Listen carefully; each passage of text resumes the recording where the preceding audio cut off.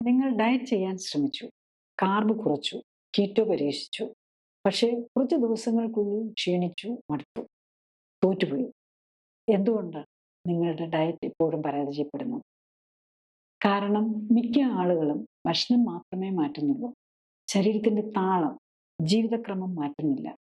നിങ്ങൾ പ്ലേറ്റിലെ സാധനങ്ങൾ മാറ്റി, പക്ഷേ ഉറക്കമില്ലായ്മ, അമിതമായ സമ്മർദ്ദം, ദഹന പ്രശ്നങ്ങൾ, വൈകി ഭക്ഷണം കഴിക്കുന്നത് എന്നിവ അതേപടി തുടരുന്നു.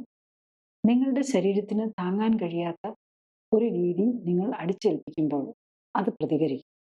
ക്ഷീണവും മടുപ്പുമായി. വിജയിച്ച ജീവിതശൈലി മാറ്റം എന്നത് വിൽ പവർ അല്ല, റൈറ്റ് അണ്ടർസ്റ്റാൻഡിങ്, ശരിയായ മനസ്സിലാക്കലാണ്. നിങ്ങളുടെ ബയോളജിക്ക് ചേരുന്ന ഒരു പ്ലാൻ എങ്ങനെ ഉണ്ടാകും?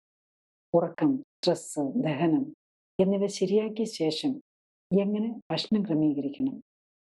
ഡയറ്റ് പരാജയപ്പെടാതിരിക്കാൻ സെൽഫ് സയൻസ് എങ്ങനെ ഉപയോഗിക്കാം? കൂടുതൽ അറിയാൻ ഫുൾ വീഡിയോ കാണാം. ലിങ്ക് ക്ലിക്ക് ചെയ്യുക. കൂടുതൽ ഹെൽത്ത് വീഡിയോകൾക്കായി സബ്സ്ക്രൈബ് ബട്ടൺ അമർത്തുക. ലൈക്ക് ചെയ്യാനും ഷെയർ ചെയ്യാനും മറക്കരുത്.